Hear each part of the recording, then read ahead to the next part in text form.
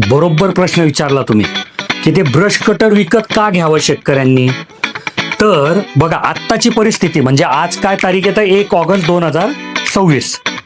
तर आज काय झालंय की पावसाने जळगावमध्ये जाऊन 1 दिवस झालाय की काल पाऊस आला नाही.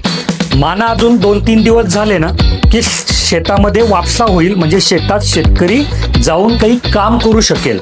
तर आत्ता शेतामध्ये परिस्थिती अशी की तण उगवलेलं आहे, जे पिकं होते त्याच्यावर रोग आलेला आहे किंवा काही फवारणी शेतकऱ्याला करायची आहे.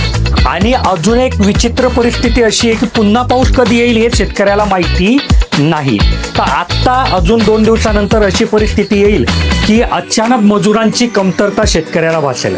कारण समजा चिंता आहे ना की परत पाऊस आला तर शेतात जाता नाही येणार, म्हणून जो तो शेतकरी आत्ता मजुराच्या मागे लागेल की बाबा माझ्या शेतात ये, माझ्या शेतात ये, आणि शेतकऱ्यांना मजूर मात्र भेटणार नाही.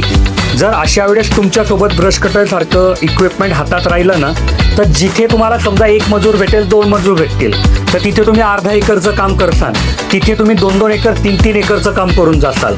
म्हणून प्रत्येक शेतकऱ्याकडे ब्रश कटर पाहिजे म्हणजे पाहिजे.